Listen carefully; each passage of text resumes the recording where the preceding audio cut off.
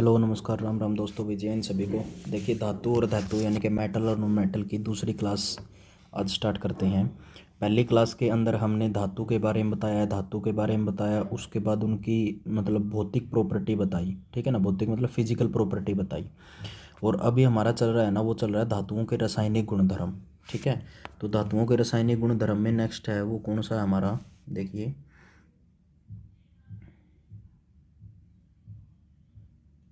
धातुओं के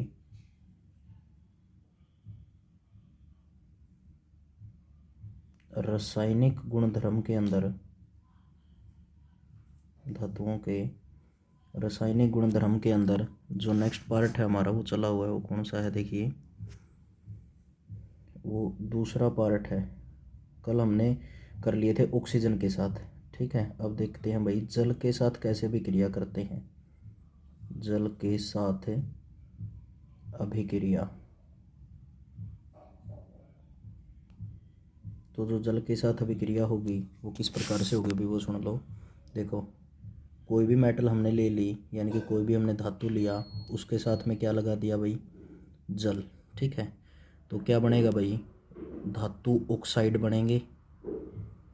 धातु क्या बनेंगे बेटा आपके, धातु ऑक्साइड बनेंगे। और या फिर कह सकते हैं कि क्या बनेंगे बेटा आपके, हाइड्रोक्साइड बनेंगे। हाइड्रो ऑक्साइड बनेंगे। ठीक है, प्लस में कौन सी गैस निकलेगी भाई आपकी, हाइड्रोजन गैस निकलेगी। कौन सी गैस निकलेगी, हाइड्रोजन गैस। और इसी बात से ये इम्पोर्टेंट है। ठीक है, आपसे बार बार पूछता है वो क्वेश्चन, क्या पूछता है भाई बार बार, कि धातु जल के साथ अभिक्रिया करके है ना कौन सी गैस बाहर छोड़ते हैं, या कौन सी गैस बनती है, कौन सी गैस उत्पन्न होती है। तो कौन सी गैस उत्पन्न होती है भाई आपकी, हाइड्रोजन गैस उत्पन्न होती है। क्लियर है भाई। देखिए, जैसे फॉर एग्जाम्पल लेके चलते हैं भाई हम। जैसे हमने सोडियम ले लिया, सोडियम के साथ में क्या मिला दिया भाई, वाटर मिला दिया। क्लियर है, तो क्या बन जाएगा आपका NaOH प्लस में H2। ठीक है, यानी कि हाइड्रोजन गैस निकल जाएगी आपकी। अभी बैलेंस करने के लिए आपको पता है, यहाँ पर देखिए हाइड्रोजन एक है लेकिन यहाँ पर हाइड्रोजन दो है, तो मैं यहाँ पर दो लगा दूँ तो ऑक्सीजन भी दो हो गई अब यहाँ पर, और हाइड्रोजन फिर दो हो गया। तो इस तरीके से नाइट्रोजन को दो कर देते हैं यहाँ पर, और हाइड्रोजन यहाँ पे दो यहाँ पर है और दो यहाँ पर, तो यहाँ पर भी दो लगा देते हैं। ये बैलेंस हो गई आपकी इक्वेशन। ठीक है ना। दूसरा एग्जांपल है, कैल्शियम को लेके चलता हूँ। कैल्शियम में मैंने क्या मिला दिया भाई आपका, वाटर मिला दिया, यानी कि जल मिला दिया। तो बनेगा बेटा कैल्शियम हाइड्रोक्साइड। प्लस में कौन सी गैस निकलेगी, हाइड्रोजन गैस निकलेगी। वही बैलेंस करने के लिए इसको हमने क्या कर दिया, दो से मल्टीप्लाई कर दिया। ठीक है भाई। थर्ड जो एग्जांपल है आपका, वो थर्ड है भाई आपका, जैसे फेरस हो गया, फेरस यानी कि लोहा। ठीक है, लोहे के साथ में क्या मिला दिया भाई हमने, जल मिला दिया। तो क्या बना भाई आपका Fe3O4 बन गया, प्लस में 4H2। ठीक है, ये बैलेंस कर लो इसको। यहाँ पर 4 लगा दो, यहाँ पर कितना लगा दो बेटा, 3 लगा दो। ठीक है ना। देखिए, जल के साथ अभिक्रिया में सबसे इम्पोर्टेंट तो यही है कि जल के साथ अभिक्रिया करके है ना ऑक्साइड के साथ कौन सी गैस निकलती है, हाइड्रोजन गैस निकलती है। देखो, इसमें भी हाइड्रोजन, इसमें भी और इसमें भी, तीनों केस में आपकी हाइड्रोजन गैस निकल रही है। क्लियर है। अब अलग अलग जो धातुएं होती हैं वो क्या करती हैं बेटा आपकी, जल के साथ अलग अलग अभिक्रिया करती हैं। तो मैं यहाँ पर लिखूँगा भाई, जो अलग अलग धातु जल को क्या करती हैं भाई, अलग अलग अवस्था के साथ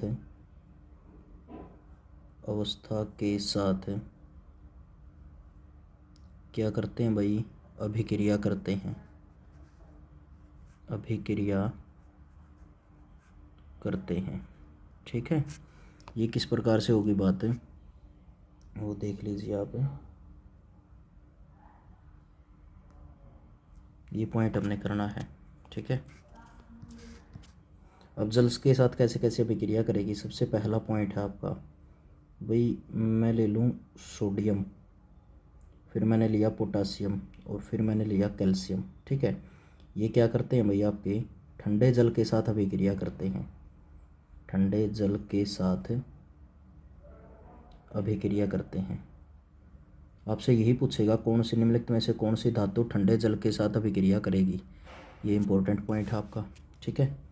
दूसरे नंबर का पॉइंट आ गया भाई आपका, जैसे एल्यूमिनियम, फिर ले लिया मैंने फेरस और फिर ले लिया मैंने जिंक। ये क्या करते हैं, जल वाष्प के साथ अभिक्रिया करते हैं। जल वाष्प के साथ अभिक्रिया करते हैं भाई। सीधा सीधा क्वेश्चन आता है, ठीक है ना, कि ठंडे जल के साथ कौन सी धातु अभिक्रिया करती है, जल वाष्प के साथ कौन सी अभिक्रिया करती है। अब आगे आ गया भाई आपका Mg। Mg मतलब मैग्नीशियम।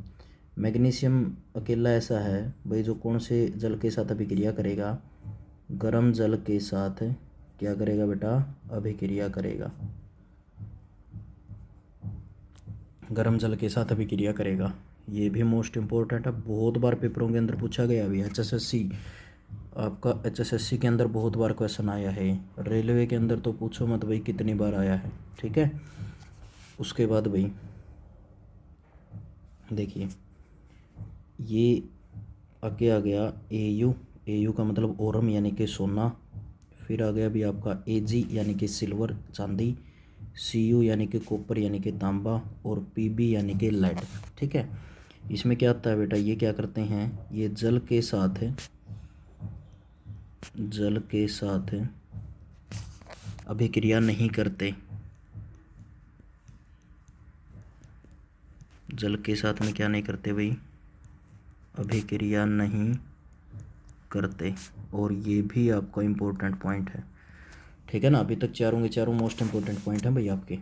देखिए एक और, जैसे कैल्शियम हो गया, और कैल्शियम के साथ में क्या आ गया आपका, मैग्नीशियम आ गया। ये क्या करते हैं भाई, अभिक्रिया के दौरान, अगर हम इसमें लिखें अभिक्रिया के दौरान जल की सतह पर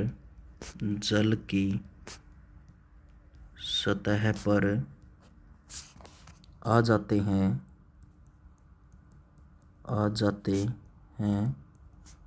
क्योंकि क्या काम होता है भाई, क्योंकि उत्पन्न हाइड्रोजन गैस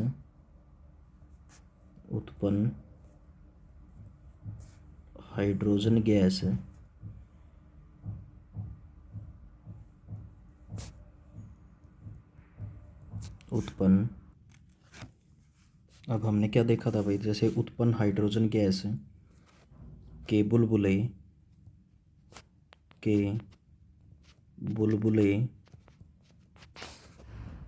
कैल्शियम और मैग्नीशियम सतह पर क्या हो जाते हैं बेटा, चिपक जाते हैं, ठीक है। ये 4 पॉइंट आपके, जैसे जिस टाइम पे धातु जल को अलग अलग अवस्था में अभिक्रिया करते हैं, उन 4 पॉइंटों में देखिए सबसे पहला इंपॉर्टेंट पॉइंट ये है, सोडियम पोटासियम और कैल्शियम ये ठंडे जल के साथ अभिक्रिया करते हैं भाई। फिर आता है एल्यूमिनियम, फेरस और जिंक, ये क्या करते हैं भाई, जल वाष्प के साथ अभिक्रिया करते हैं। फिर आ गया भाई आपका मैग्नीशियम, ये सिर्फ और सिर्फ गर्म जल के साथ अभिक्रिया करेगा, ठीक है। फिर आ गया सोना, चांदी, तांबा और शीशा, ठीक है, ये जल के साथ कभी भी अभिक्रिया नहीं करते। और फिर लास्ट का पॉइंट ये हो गया आपका, ठीक है ना। तो मतलब कि ये 4 पॉइंट तो आपको याद करने हैं। ये मोस्ट इम्पोर्टेंट है चारों के चारों पॉइंट, ठीक है। इसमें थोड़ा बहुत ये है कि आप कर भी सकते हो, नहीं भी कर सकते। नेक्स्ट चलते हैं भाई। अब देखिए तीसरा पार्ट आ गया। पहला ऑक्सीजन के साथ अभिक्रिया करी, दूसरा हमने किसके साथ, जल के साथ में। अब धातु की अम्ल के साथ अभिक्रिया करवाते हैं भाई। धातु की अम्ल के साथ अभिक्रिया, धातु की अम्ल के साथ अभिक्रिया, ठीक है। देख लो भाई धातु की अम्ल के साथ में किस प्रकार से अभिक्रिया होगी। हमने एक साइड में धातु ले ली, प्लस में तनु अम्ल ले लिया। तनु अम्ल, तनु का मतलब होता है डाइल्यूट एसिड, ठीक है। अब तनु का मतलब और क्या होता है, जिसमें पानी की मात्रा ज़्यादा हो, पानी की मात्रा क्या हो बेटा, ज़्यादा हो, तो इससे क्या बनेगा भाई, आपका लवण बनेगा, मतलब बोले तो साल्ट बनेगा भाई। प्लस में क्या बनेगा भाई, साथ में कौन सी गैस बनेगी, हाइड्रोजन गैस बनेगी। ठीक है भाई। अब जैसे देखो ये कोई भी सॉल्यूशन है, जैसे आपका H2SO4 हो गया, ठीक है, यानी कि सल्फ्यूरिक अम्ल हो गया। जहाँ पर भी इसकी बोतल मिलेगी उसके साइड में दो चीज़ लिखे मिलेंगी, या तो ये कंसनट्रेटेड हो सकता है ये, या फिर ये डाइल्यूट हो सकता है, यानी कि या तो ये सांद्र हो सकता है और या फिर ये तनु हो सकता है। ठीक है, इसमें क्या होगा, पानी की मात्रा ज़्यादा होगी, पानी की मात्रा ज़्यादा, जो कि इसमें नहीं होगी। ठीक है, तो ये जो सांद्र होता है ना, ये आपका तेजाब की तरह काम करता है, तेजाब। ठीक है, जो आपकी स्किन पर अगर चला जाता है तो स्किन को जलाने का काम करता है। ठीक है भाई। अब जैसे आगे एग्जाम्पल करते हैं, देखिए फेरस, हमने कोई भी धातु यानी कि लोहा ले लिया, उसके साथ में HCl ले लिया, HCl मतलब हाइड्रोक्लोरिक अम्ल हो गया, तो क्या बनेगा भाई, FeCl2 फेरस क्लोराइड, प्लस में हाइड्रोजन गैस निकलेगी। बैलेंस करने के लिए इसमें यहाँ पर 2 लगा देते हैं। ठीक है, एक और एग्जाम्पल ले लेता हूँ मैं, एल्यूमिनियम ले लिया, दूसरी धातु, फिर वही HCl लिया, तो क्या बनेगा, AlCl3 हो गया, प्लस में H2 हो गया। बैलेंस करने के लिए यहाँ पर 3, यहाँ पर 2, यहाँ पर 6 और यहाँ पर 2, ये इक्वेशन बैलेंस हो जाएगी आपकी। क्लियर है भाई। तो धातु की अम्ल के साथ में ये अभिक्रिया इस प्रकार से होती है। उसके बाद भाई नेक्स्ट जो 4th पॉइंट आ गया आपका, वो कौन सा आ गया, 4th पॉइंट है धातु की अन्य धातु लवणों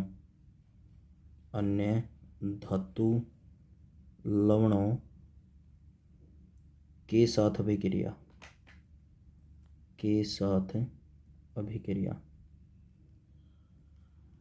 धातु की अन्य धातु लवणों में अभिक्रिया किस प्रकार से होगी, ये और देख लो भाई।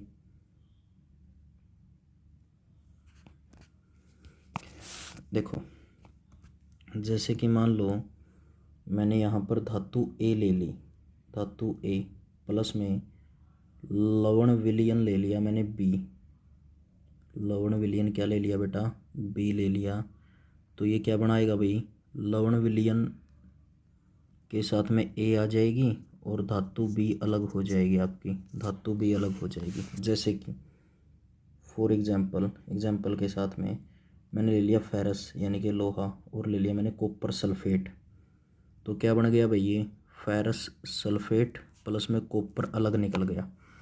आपको पता है कि फेरस के साथ में ये सल्फेट क्यों आ गया, फेरस के साथ में सल्फेट क्यों आ गया, क्योंकि ये अधिक क्रियाशील है, अधिक क्रियाशील है, और अधिक क्रियाशील किससे है बेटा, कॉपर से, कॉपर से, इसलिए कॉपर ने इसको छोड़ने, ये सल्फेट ने कॉपर को छोड़ दिया और किसके साथ में आ गया अभी आपका, फेरस में आ गया। अब ये कैसा पता चलेगा हमको कि अधिक क्रियाशील कौन सी और कम क्रियाशील कौन सी है, तो इसके लिए एक सक्रियता श्रेणी आती है, इसके लिए क्या आती है बेटा आपकी, एक सक्रियता श्रेणी,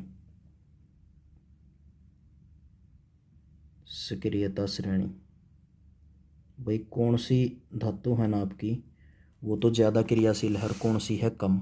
ठीक है, तो देखो हम एक करते हैं ऑर्डर भाई आपका, जैसे पोटासियम हो गया, फिर सोडियम आ गया, ठीक है, फिर कैल्शियम आ गया, फिर मैग्नीशियम आ गया भाई, फिर एल्यूमिनियम आ गया, फिर जिंक आ गया, फिर फेरस आ गया भाई आपका, फिर लेड आ गया, फिर हाइड्रोजन, फिर कॉपर, फिर मरकरी हो गया भाई आपका, फिर सिल्वर हो गया, और लास्ट में हो गया सोना। ठीक है, तो देखिए जो क्रियता श्रेणी है आपकी वो किस प्रकार से चलेगी, वो इस प्रकार से चलेगी, अगर यहाँ से हम यहाँ की तरफ जाते हैं, यहाँ से हम यहाँ की तरफ जाते हैं तो इस साइड में अधिक क्रियाशील होंगे, अधिक क्रियाशील, और पीछे की तरफ जाओगे तो कम क्रियाशील होंगे, कम क्रियाशील। ठीक है, तो जो आपका पोटासियम है, पोटासियम क्या है भाई, सबसे अधिक क्रियाशील, सबसे अधिक क्रियाशील, और जो आपका गोल्ड है यानी कि सोना है, ये क्या होंगे भाई आपके सबसे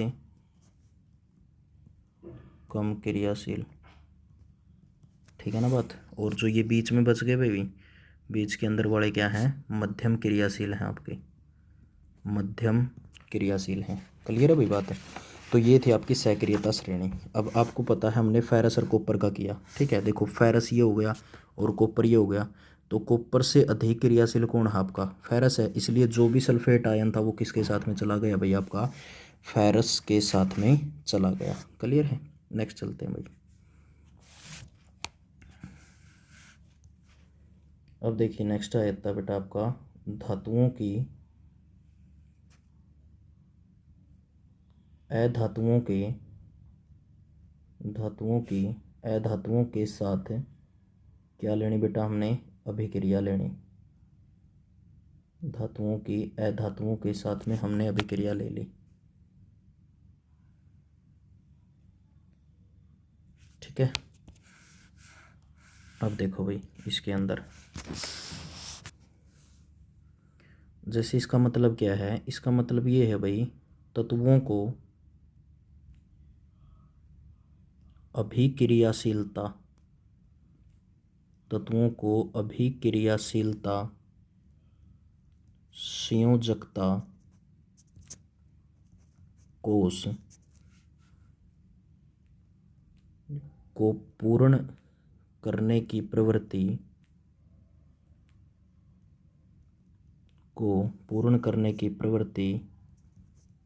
के रूप में समझ सकते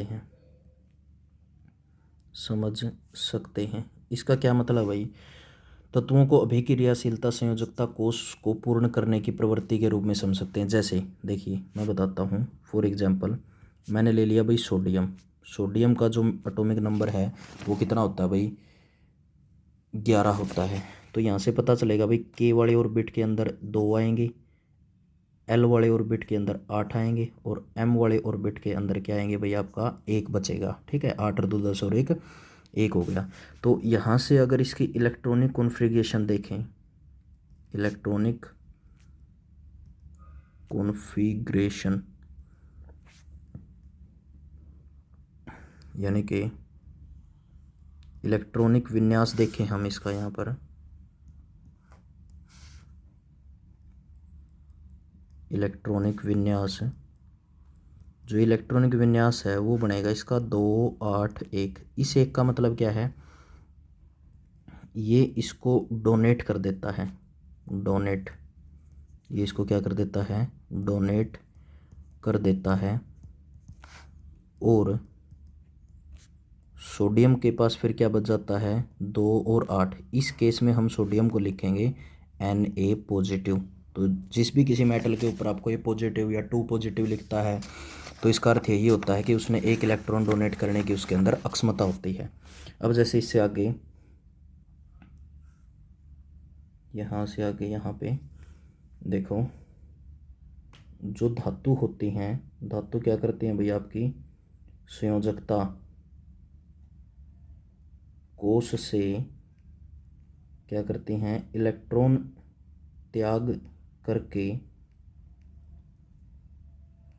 धनायन बनाते हैं। इसका मतलब क्या है, देखो जैसे इलेक्ट्रॉन डोनेट कर दिया तो ये धनायन बन गया, मतलब Na पॉजिटिव बन गया, ठीक है। दूसरा पॉइंट, जो अधातु होते हैं, अधातु वो क्या करते हैं बेटा आपकी संयोजकता कोष में इलेक्ट्रॉन ग्रहण करके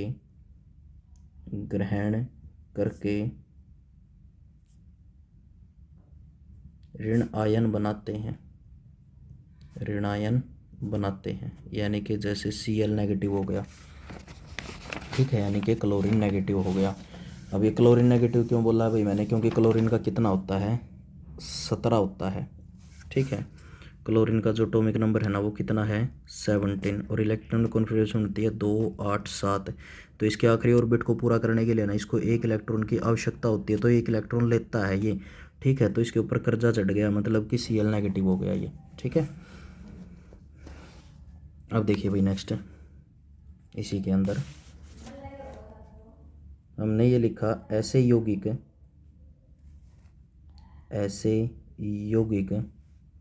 जो इलेक्ट्रॉन के आदान प्रदान, ऐसे यौगिक जो इलेक्ट्रॉन के आदान प्रदान द्वारा बनते हैं, उन्हें क्या कहते हैं भाई? उन्हें कहते हैं आयनिक यौगिक। उन्हें क्या कहते हैं? आयनिक यौगिक, यानी कि उनको बोलते हैं आयनिक कंपाउंड। क्या बोलते हैं? आयनिक कंपाउंड, जैसे कि NaCl। ठीक है, आयनिक यौगिक कहते हैं भाई। क्लियर है? फॉर एग्जाम्पल किसका निर्माण हो गया? NaCl का निर्माण हो गया भाई, NaCl का निर्माण। ठीक है भाई। अब NaCl का निर्माण कैसे होता है? अब तुमको पता है भाई, जो Na हो गया उसका एटॉमिक नंबर कितना है? 11। कॉन्फ़िगरेशन कैसे चलेगी उसकी? 281, मतलब एक डोनेट कर सकता है। क्लोरीन हो गया, क्लोरीन का है 17, तो 17 का इलेक्ट्रॉनिक कॉन्फ़िगरेशन बनेगा 287, मतलब कि एक की कमी रह गई, तो ये एक लेता है, ये तो एक दे देता है, और ये जो है ना एक लेता है यहाँ से। ठीक है ना? उसके बाद देखिए, जैसे सोडियम हो गया आपका, क्लोरीन हो गया। ठीक है, सोडियम क्लोरीन के पास पता भाई, इसके पास तो एक एक्स्ट्रा है, लेकिन इसके अंदर देखो, दो तो ये, दो ये लास्ट ऑर्बिट के अंदर 6 हो गई, तो इसके अंदर क्या होते हैं बेटा? एक 7। ठीक है, और एक जो ये लेगा ना, ये किससे उधारा लेगा भाई? सोडियम से उधारा लेगा, तो क्या बन जाएगा बेटा आपका? Na पॉजिटिव और Cl नेगेटिव। ये पॉजिटिव नेगेटिव का फंडा है। क्लियर हो गया? तो आगे चलते हैं भाई। या फिर ये कह सकते हैं इसको दूसरी भाषा के अंदर, अगर जैसे सोडियम हो गया, ठीक है, 281, तो ये क्या करेगा? Na पॉजिटिव, मतलब कि 28 हो गया, प्लस में इलेक्ट्रॉन नेगेटिव, ये 1 हो गया। या फिर क्लोरीन की देखें बात, तो 287 हो गई, प्लस में इलेक्ट्रॉन एक लेगा ये, यानी कि +1 हो गया, तो क्लोरीन नेगेटिव बन जाएगा 288। ये कंप्लीट इस तरीके से बनेगी। ठीक है ना बेटा बात? अब ये आयनिक कंपाउंड क्या होते हैं, आयनिक यौगिक क्या होते हैं, इनके ऊपर भी क्वेश्चन आते हैं भाई। नेक्स्ट आयनिक यौगिक करते हैं। तो हमने किया आयनिक यौगिकों के गुणधर्म, आयनिक यौगिकों के क्या करेंगे? गुणधर्म करेंगे। आयनिक यौगिकों के गुणधर्म करेंगे भाई हम नेक्स्ट।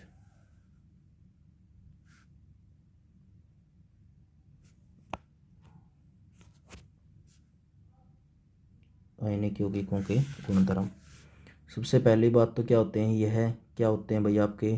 ठोस, यानी कि सॉलिड, कठोर यानी कि hard,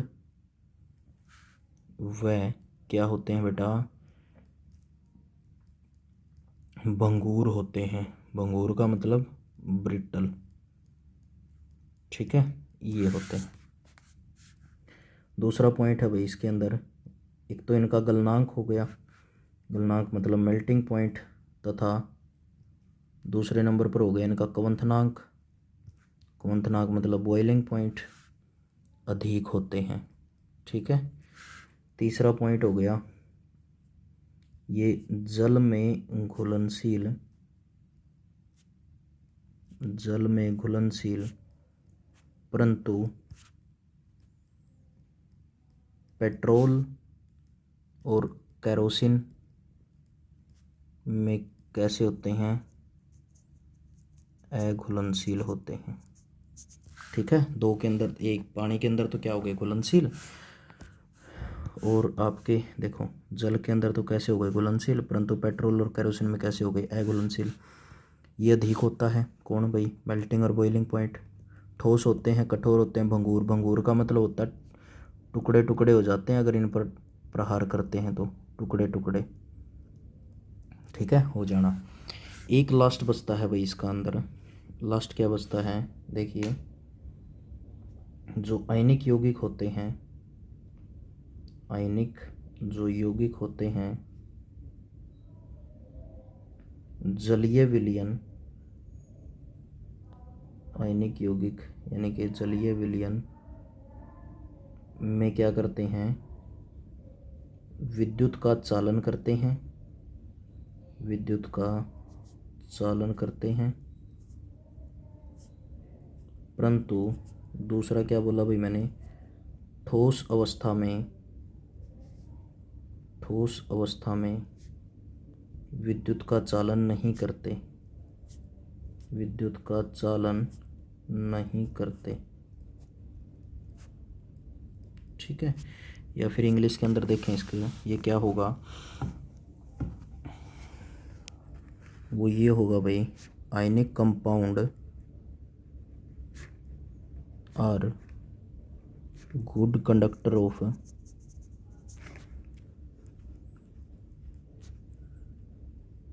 electricity in water solution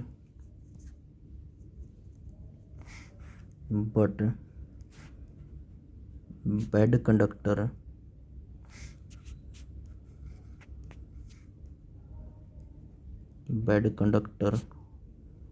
in solid form। ठीक है भाई, ये हो गया। तो आयनिक यौगिकों के गुण धर्म ये हो गए बेटा आपके, ये इस प्रकार से होते हैं। ठीक है ना, जैसे सबसे पहला ठोस, कठोर, भंगुर, गलनांक, मंथनांक अधिक हो गया, जल में घुलनशील परंतु पेट्रोल केरोसिन में अघुलनशील। ये इम्पोर्टेंट है, ये इम्पोर्टेंट है, बहुत बार पूछा है कि आयनिक जो यौगिक होते हैं वो जल में घुलनशील होते हैं या अघुलनशील, तो घुलनशील होते हैं।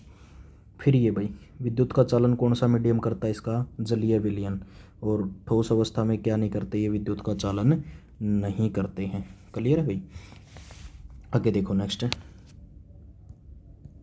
जो धातुओं की प्राप्ति है, धातुओं की रासायनिक गुणधर्म हो गया आपका यहाँ तक। धातुओं की प्राप्ति है या जिसको बोल देते हैं धात्विकी। ठीक है, ये क्या होता है, इसको समझो पहले बेटा, इसको समझो।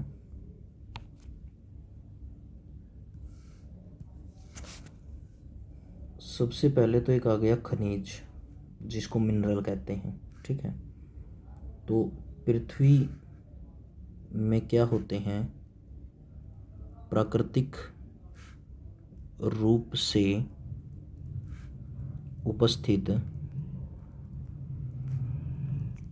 तत्व व यौगिक।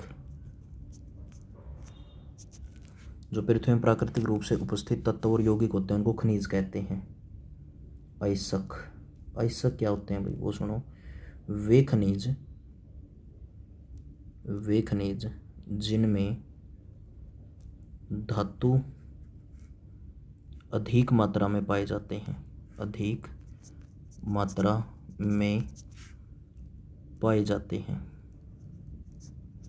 ठीक है, और हो गया आपका, और मिनरल हो गया। ठीक है, देखिए मिनरल तो वो होते हैं जो पृथ्वी में प्राकृतिक रूप से उपस्थित तत्व या यौगिक मिल गए। ठीक है, और अयस्क वे हो गए, वे खनिज होते हैं जिनमें धातु किस मात्रा में पाई जाती है भाई, आपकी अधिक मात्रा में। थर्ड एक नाम आएगा आपके सामने, गैंग। ठीक है, ये क्या होता है, ये होता है भाई पृथ्वी से निकाले गए अयस्कों, निकाले गए अयस्कों में क्या होते हैं भाई, जैसे रेत होती है, मिट्टी होती है, मिट्टी आदि जैसी अशुद्धियाँ पाई जाती हैं, अशुद्धियाँ पाई जाती हैं। और जो ये अशुद्धियाँ होती हैं उन्हीं को क्या बोलते हैं, गैंग बोलते हैं। यानी कि आप सिर्फ एक वर्ड से याद रखोगे कि जहाँ पर भी गैंग वर्ड आ गया तो वो उसका मतलब क्या है बेटा, आपका अशुद्धियाँ आपका उसका मतलब होता है। ठीक है भाई। अब देखो आगे नेक्स्ट,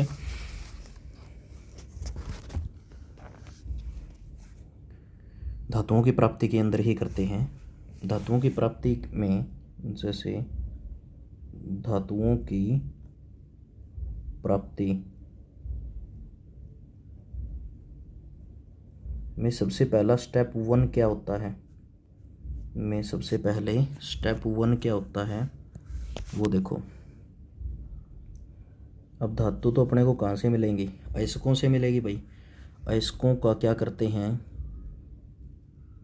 समृद्धिकरण करते हैं। समृद्धिकरण का मतलब क्या हो गया, जैसे जो अयस्क हो गया और प्लस में जो गैंग है, गैंग का मतलब अशुद्धि, इसको हटाया जाता है, यानी कि यह हटाया जाता है। अब ये कैसे हटाया जाता है बेटा, देख लो इसके हटाने के मेथड। सबसे पहले पानी से साफ करके, पानी से साफ करके, दूसरे नंबर पर छानकर,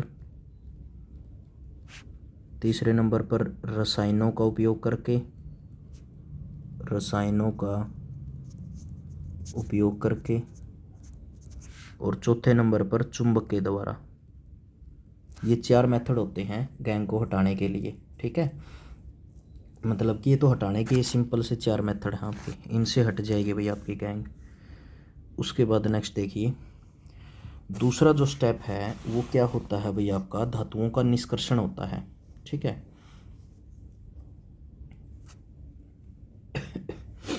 देखिए दूसरा जो स्टेप है बेटा आपका, स्टेप 2, वो क्या होता है, धातुओं का निष्कर्षण। धातुओं का निष्कर्षण भाई यहाँ से है ना, आप क्या करोगे, धातु निकालने का काम करोगे, ठीक है। अब जैसे आपकी ये हो गया सोडियम, ये पोटासियम, सोडियम, कैल्शियम और मैग्नीशियम, ठीक है, 4 तो ये हो गई।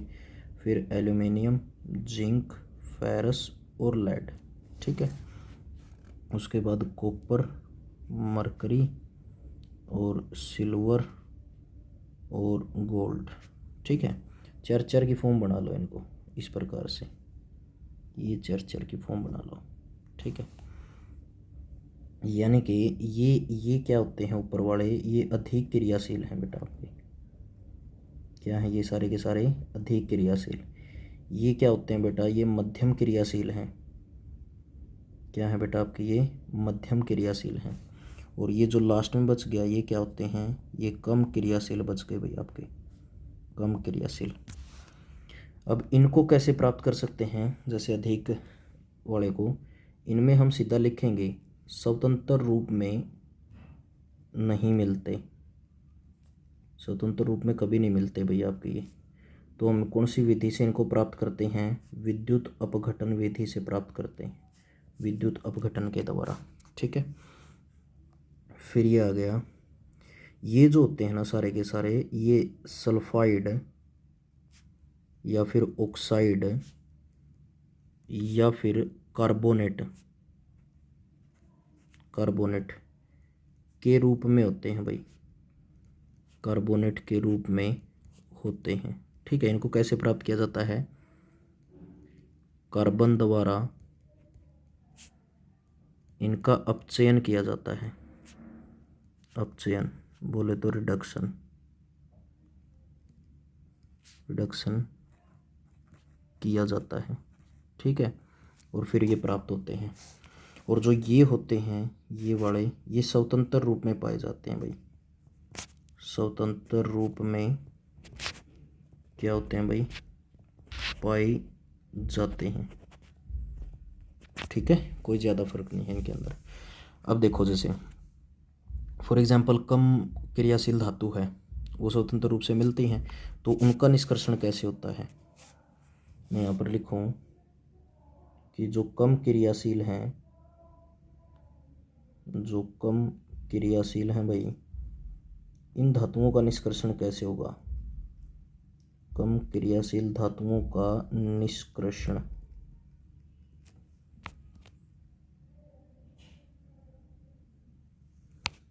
देखो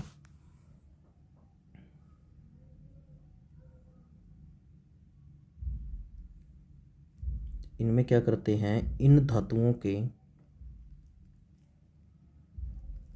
ऑक्साइड को केवल गर्म करने से, केवल गर्म करने से ही धातु प्राप्त किया जा सकता है, धातु प्राप्त किया जा सकता है।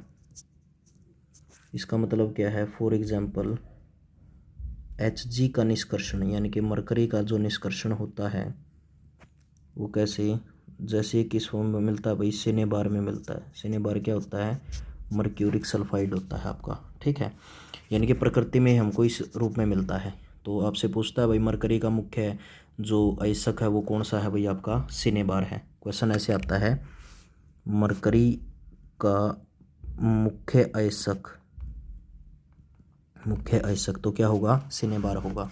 अब सिनेबार को हमने मान लो उठा लिया, HgS कर लिया, उसको क्या कर दिया भाई, ऑक्सीजन गैस दी और उसको गर्म करने का कार्य कर लिया, तो क्या बनेगा, ऑक्साइड के रूप में आ जाएगा। और साथ में कौन सी गैस निकलेगी भाई, आपकी सल्फर गैस निकलेगी, सल्फर डाइऑक्साइड गैस निकलेगी। क्लियर है। दूसरे नंबर पर फिर क्या करते हैं, ये जो बना है आपका, ठीक है, मरकरी के ऑक्साइड बने हैं, इसको फिर गर्म कर देता हूँ मैं।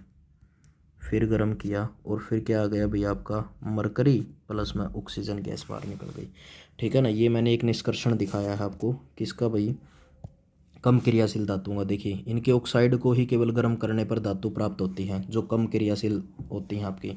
कम क्रियाशील में सबसे पहले मरकरी का निष्कर्षण, मरकरी का अयस्क कौन सा मिलता है प्रकृति के अंदर, सिनेबार। सिनेबार का क्या फॉर्मूला आपका, mercury sulphide, mercuric sulphide, mercuric sulphide, ये भी आता है कई बार, रासायनिक नाम पूछ ले प्रमुख अयस्क का, ठीक है। तो ये है, तो देखो सबसे पहले मर्क्यूरिक सल्फाइड लिया, उसमें ऑक्सीजन के साथ उसको क्या कर दिया, गर्म। ऑक्सीजन तो लेनी पड़ेगी भाई गर्म करेंगे तो ये बन गया आपका मरकरी ऑक्साइड प्लस में सल्फर डाइऑक्साइड गैस। फिर इसको ले लिया हमने यहाँ पर, मरकरी ऑक्साइड लिया, फिर इसको गर्म कर दिया भाई, साथ में आपको क्या मिल गया अभी, मरकरी, और प्लस में कौन सी गैस निकली भाई, कौन सी गैस निकल गई आपकी, ऑक्सीजन गैस निकल गई। अब देखो नेक्स्ट, ये था कम क्रियाशील का। अब करते हैं मध्यम क्रियाशील का। तो हमने लिखा कि मध्यम क्रियाशील धातुओं का निष्कर्षण किस प्रकार से होता है। मध्यम जो क्रियाशील धातुएं हैं ना, उसका निष्कर्षण किस प्रकार से होगा। देखिए इसके अंदर क्या है, ये है भाई, ये धातु या तो सल्फाइड या कार्बोनेट अयस्क के रूप में पाई जाती है, कार्बोनेट अयस्क के रूप में पाई जाती है। किस में बोला भाई मैंने, या तो ये सल्फाइड है या फिर क्या होता है भाई आपका कार्बोनेट अयस्क में, ठीक है ना। अब जैसे ये मान लो आपकी सल्फाइड अयस्क है, तो मैं यहाँ पर लिख रहा हूँ भाई, सल्फाइड अयस्क से धातु का निष्कर्षण कैसे करेंगे, धातु का निष्कर्षण कैसे करेंगे, ठीक है। तो सबसे पहले इसमें विधि है भर्जन विधि, भर्जन विधि जिसको बोलते हैं रोस्टिंग प्रोसेस, ठीक है। इसमें क्या होगा भाई, जो भी आपका सल्फाइड अयस्क है, सल्फाइड अयस्क को क्या करेंगे भाई, वायु की उपस्थिति में, वायु की उपस्थिति में अधिक ताप पर, अधिक ताप पर क्या करते हैं बेटा, गर्म करके यह ऑक्साइड में बदल जाता है। यह ऑक्साइड में क्या हो जाता है बेटा आपका, बदल जाता है। जैसे फॉर एग्जांपल हमने ZnS ले लिया, जिंक सल्फाइड ले लिया, प्लस में ऑक्सीजन ले लिया और इसको दे दिया अधिक ताप, अधिक ताप, ठीक है, ज़्यादा टेम्परेचर दे दिया, तो ये जिंक ऑक्साइड प्लस में सल्फर डाइऑक्साइड, इस प्रकार से बैलेंस कर लो भाई इसको, ठीक है। तो ये प्रोसेस होता है। ये कौन सी विधि है भाई आपकी, भर्जन विधि यानी कि रोस्टिंग प्रोसेस। रोस्टिंग प्रोसेस में क्या होता है, सल्फाइड अयस्क को वायु की उपस्थिति में अधिक ताप पर गर्म करके यह ऑक्साइड में बदल जाता है, ठीक है। ZnS plus 3O2, ZnO plus SO2, ये तो हो गया। अब ये तो हो गया सल्फाइड अयस्क का। अगर आपसे कार्बोनेट अयस्क का पूछ ले तो वो किस विधि से होता है, वो और देख लो। यानी कि कार्बोनेट अयस्कों से क्या हो गया भाई आपका, धातुओं का निष्कर्षण हो गया, धातुओं का निष्कर्षण। ठीक है, वो किस प्रकार से है, देखो भाई, इसके लिए विधि है भाई आपकी निस्तापन विधि, निस्तापन विधि यानी कि कैल्सिनेशन प्रोसेस, कैल्सिनेशन प्रोसेस। तो यहाँ से क्या पता चला भाई अपने को, कार्बोनेट अयस्कों को वायु की सीमित मात्रा, वायु क्या ले ली भाई, सीमित मात्रा, या फिर वायु की अनुपस्थिति के अंदर ही, ठीक है, अनुपस्थिति में क्या कर देते हैं, अधिक ताप पर गर्म करने पर यह ऑक्साइड में परिवर्तित हो जाता है, ऑक्साइड में परिवर्तित हो जाता है। ठीक है भाई, जैसे फॉर एग्जांपल जिंक कार्बोनेट से हमने क्या लिया, जिंक ऑक्साइड प्लस में कार्बन डाइऑक्साइड ले लिया। ठीक है भाई, तो इस प्रकार से प्रोसेस हो गया आपका, जैसे जिंक कार्बोनेट लिया, फिर उसके साथ में जिंक ऑक्साइड प्लस में कार्बन डाइऑक्साइड। क्लियर है। अब जो ये धातु ऑक्साइड बनते हैं, जैसे ये, इनसे ऑक्सीजन, ये ऑक्साइड कैसे हटाया जाता है, पिछली में भी यही बना था आपका जिंक ऑक्साइड, इसमें भी यही बना। तो अब देखो, हमने ये लिखा है धातु ऑक्साइड का, धातु ऑक्साइड का अपचयन, अपचयन का मतलब हो गया बेटा आपका रिडक्शन। ठीक है, अपचयन का मतलब क्या होता है, अपचयन का मतलब होता है ऑक्सीजन को हटाना, ऑक्सीजन को हटाना। क्लियर है। इसके लिए है ना कुछ अपचायकों का इस्तेमाल करते हैं, अपचायकों का इस्तेमाल। अपचायक मतलब भाई आपके जो एजेंट होते हैं, जैसे कार्बन, ये कार्बन मोनोऑक्साइड, और या फिर ये आपका हाइड्रोजन गैस। ठीक है, जैसे फॉर एग्जांपल हमारा ZnO बन रहा है, तो ये ले लिया मैंने यहाँ से, यानी कि कार्बन ले लिया, तो क्या हो जाएगा भाई आपका जिंक प्लस में कार्बन मोनोऑक्साइड, ये बन जाएगा। तो जिंक आपकी एक क्या है, धातु अलग से बच गई। क्लियर है भाई बात, तो जिंक आपकी क्या बच गई भी, धातु अलग से बच गई। ठीक है ना बेटा बात। देखिए हमने धातु के बारे में सारी बेसिक प्रॉपर्टी कर ली। ठीक है, अब बात करते हैं, ये थी आपके मध्यम क्रियाशील की। ठीक है,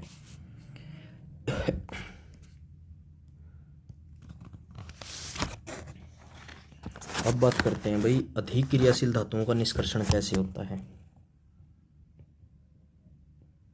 अधिक क्रियाशील धातुओं का निष्कर्षण, धातुओं का निष्कर्षण। तो बेटा जो आपके पेपर के पॉइंट ऑफ व्यू से है वो करेंगे इसके अंदर। वो क्या होगा देखिए, जैसे कि मान लो किसी भी धातु को हम किसी बीकर के अंदर ले लेते हैं और दो उसके अंदर रोड ले लेते हैं इस प्रकार से। ठीक है, ये पॉजिटिव रोड ले ली, ये नेगेटिव रोड ले ली आपकी, इसको बोलते हैं एनोड और इसको बोलते हैं बेटा कैथोड। ठीक है, दोनों को एक बैटरी के माध्यम से अपने को जोड़ने का काम हमने कर लिया। ठीक है, इसके अंदर मान लो क्लोरीन नेगेटिव वाली डाल देते हैं, इसके अंदर आपकी सोडियम पॉजिटिव कर लेते हैं। तो आपने क्या करना है, NaCl का करना है। ठीक है, तो देखिए इसमें इसके अंदर होता क्या है भाई, जो क्वेश्चन आता है मेन आपका वो क्या आता है, सबसे पहले तो रोड किसकी बनी होती है, रोड किसकी बनी होती है, तो कॉपर की शुद्ध पतली रोड होती है, ये शुद्ध पतली रोड, एक तो ये हो गया। और दूसरी जो एनोड वाली होती है ये क्या होती है, कॉपर की अशुद्ध मोटी रोड, अशुद्ध मोटी रोड, एक तो ये हो गया। ठीक है, और नीचे जो हम सॉल्यूशन डालते हैं इसके अंदर, नीचे जो हमने सॉल्यूशन इसके अंदर डाला है वो क्या डाला है भाई आपका बेटा, अम्लीय कॉपर सल्फेट डाला है। ये जो विलियन इसके अंदर डालते हैं, ठीक है। यानी कि ये प्रोसेस होती है। यहाँ से क्वेश्चन किस प्रकार से आएगा वो तुम देख लो भाई। सबसे पहले तो यही जो प्रोसेस होती है उसके अंदर रोड किसकी होती है, कॉपर की बनी होती है। दूसरा विलियन किसका डालते हैं बेटा, कॉपर सल्फेट का विलियन डालते हैं, क्लियर है ना।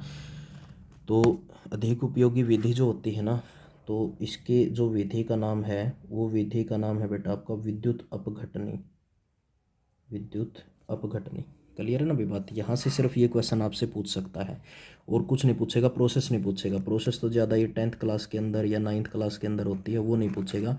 लेकिन कम्पिटिटिव के अंदर, कम्पिटिटिव एग्ज़ाम के अंदर वो सिर्फ ये 3 से 4 पॉइंट पूछ सकता है। एक ये रोड, एक कौन सा विलियन लेते हैं, प्रोसेस को क्या बोलते हैं, ठीक है। ये बात याद रखिए, जिसके ऊपर ये ऋणायन होता है वो तो पॉजिटिव वाली रोड पर जाएगा, और जिसके ऊपर धनायन होता है वो नेगेटिव वाली रोड के ऊपर जाएगा, ठीक है ना। अब देखो भाई नेक्स्ट,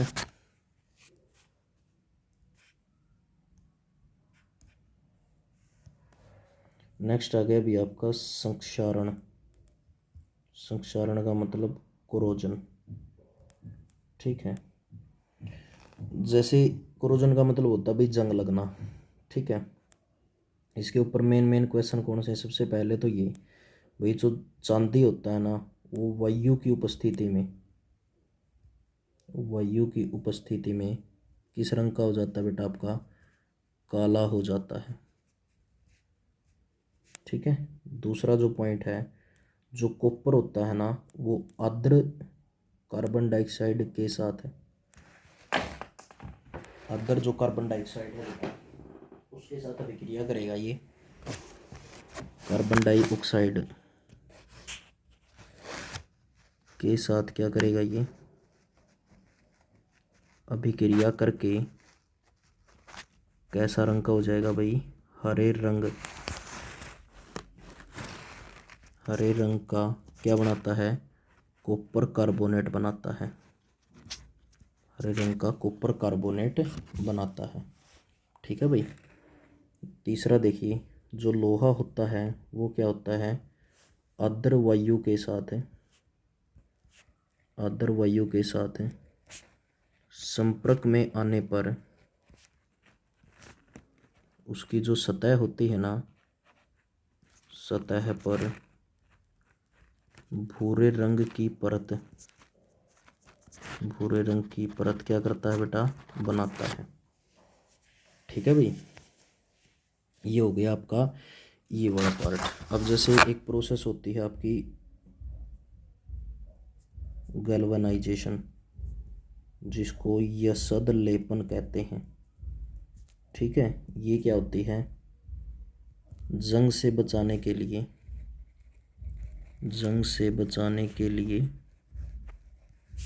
लोहे व इस्पात पर, लोहे व इस्पात पर जिंक की परत चढ़ाई जाती है, जिंक की परत चढ़ाई जाती है, ठीक है। उसको ये बोलते हैं, क्लियर है भाई।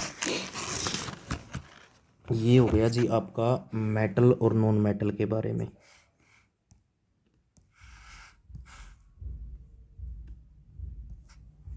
बेटा आपका मेटल और नॉन मेटल के बारे में, नॉन मेटल के बारे में ये यहाँ तक कंप्लीट हो गया, ठीक है। उसके बाद आगे नेक्स्ट की क्लासों में हम क्या करेंगे, इसके नेक्स्ट क्लासों के अंदर हम इसके क्या करेंगे भाई, यौगिकों के बारे में करेंगे, ठीक है भाई। देखिए चैनल पर सब्सक्राइबर बहुत अच्छे चल रहे हैं, चैनल पर व्यू बहुत अच्छे चल रहे हैं भाई आपके, ठीक है। अभी आपने बोला था कि केमिस्ट्री करवानी है, पर्सनल मैसेज आ रहे थे बच्चों की केमिस्ट्री करवाओ, इसलिए मैंने केमिस्ट्री क्लास कर दी। पहली क्लास हमने कल की थी, दूसरी क्लास आज हमने कर ली। चैनल पर प्ले लिस्ट बन रही है भाई, प्ले लिस्ट, उस प्ले लिस्ट में केमिस्ट्री नाम मिलेगा, ठीक है। और उस केमिस्ट्री में आज 2 क्लास हो जाएंगी आपकी, ठीक है ना। इस तरीके से सारा सिलेबस करेंगे, MCQ उसके बाद में करेंगे भाई, क्लियर है ना। तो प्लेलिस्ट में चेक करना है आपने क्लास को, अगर वैसे आपके सामने नहीं आए तो प्लेलिस्ट में अपडेट होती है आपकी, ठीक है ना। उसके बाद भाई साथ साथ में हर रोज़ जो क्लास बनती है उसका फीडबैक दिया करो भाई। फीडबैक का मतलब कमेंट ज़रूर किया करो उसमें, ठीक है ना भाई। Thank you very much.